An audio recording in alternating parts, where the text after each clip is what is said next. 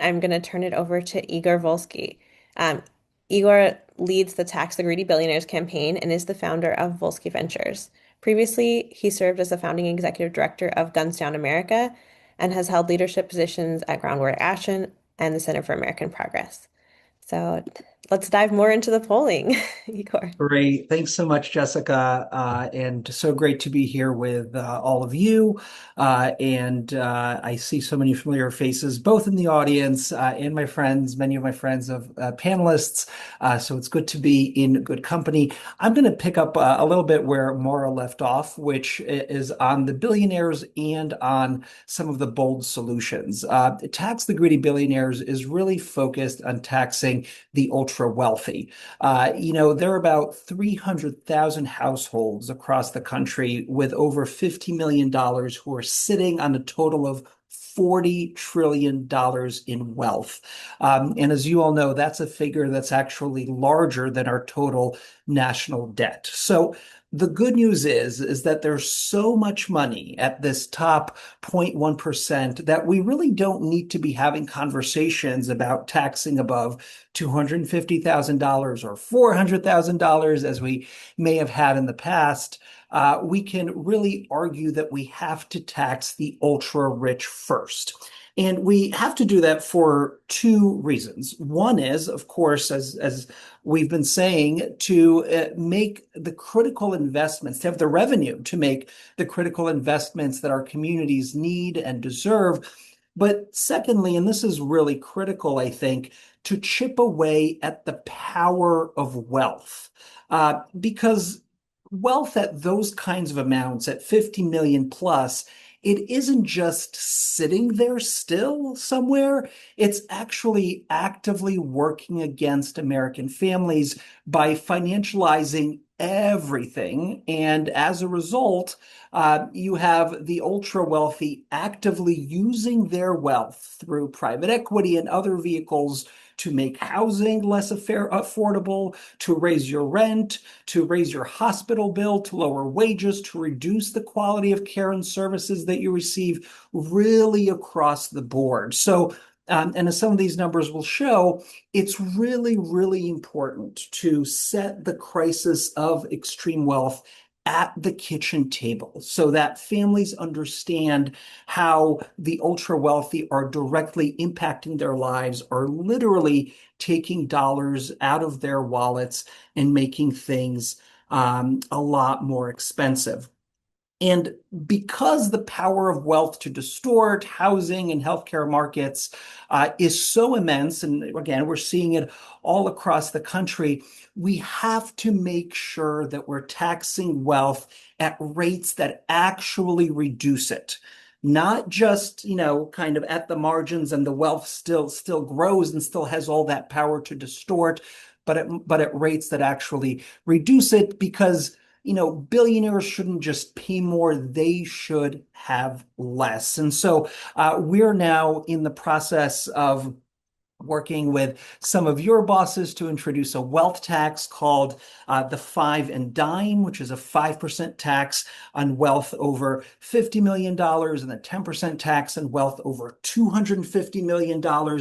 According to the Tax Policy Center, that would raise about $6.8 trillion over the 10-year window. That's a whole lot of money to invest in our priorities, but it also has the benefit at those rates of 5 and 10 to chip away at the wealth that they're sitting on and to slow the creation of billionaires, which in the age of AI, where they're just exploding, is more important than ever. So quickly now to the poll. This is research that we conducted with our friends at Impact. And again, you'll have all of these slides, so I'll go through them rather quickly. The popularity of billionaires, as you see here, is terribly low.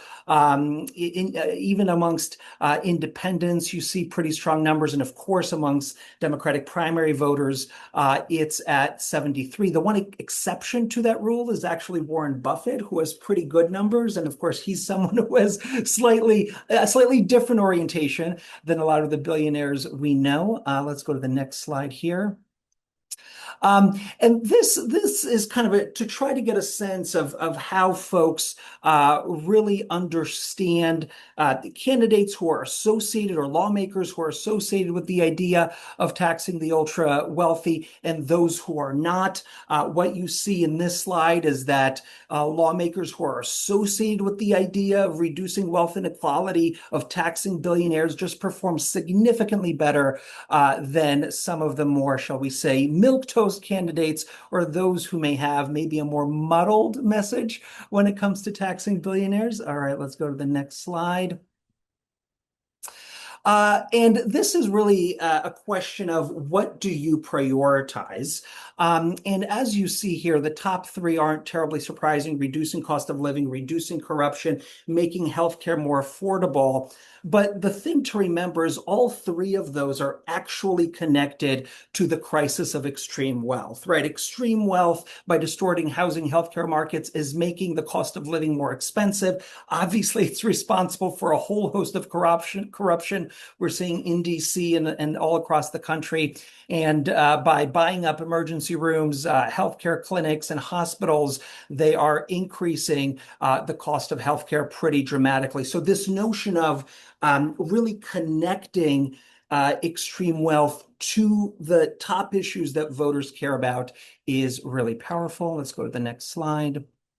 And here you have, and I think Maura had this in her deck as well, really the numbers for taxing billionaires are really impressive. In our poll here, there's 77 overall. But if you break that out and you look across the demographics, it's pretty impressive, right? You're at 91% with Democrats, you're at 65% with Republicans. You'll notice on that, I think, first slide, I had a number showing that on average, Republicans actually view billionaires somewhat favorably, but when asked if you should tax them, the numbers actually change, right? And you get a strong 65% with Republicans. So again, across the board, right, you can talk about this issue in a pretty bipartisan way. And I'll say one more thing about Republicans, or kind of a more conservative frame to this. It's the idea that concentrated wealth, all of that money, all of that $40 trillion and 300,000 households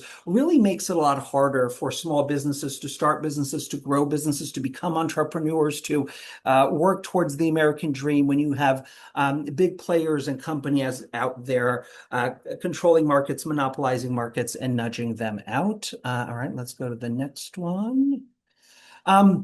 And here's also just kind of a bit of a sense of how voters feel about lawmakers who talk about prioritizing or supporting taxes on billionaires. You see across the nation, and I'm here in California, real strong support for candidates and lawmakers who can talk, who can speak to this issue, particularly obviously in primaries, in Democratic primaries. All right, let's go to the next one.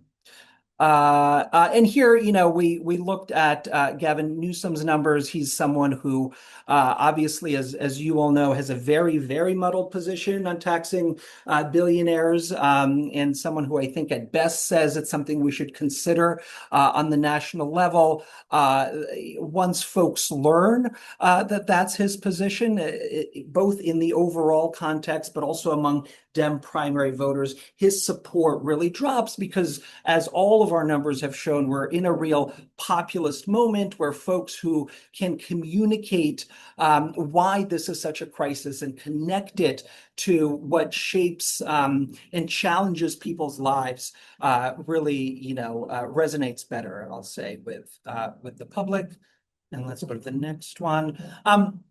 And here, just quickly, there's a real kind of sense among voters that extreme wealth and billionaires connect pretty well to corruption, to division, to the rising cost of housing, of the cost of living, etc. So again, making those clear connections between the crisis of extreme wealth and some of the top concerns that Americans are raising is really important towards building greater support for chipping away at this crisis. And I think this is the final final one here that we have coming up next, or maybe there's two more.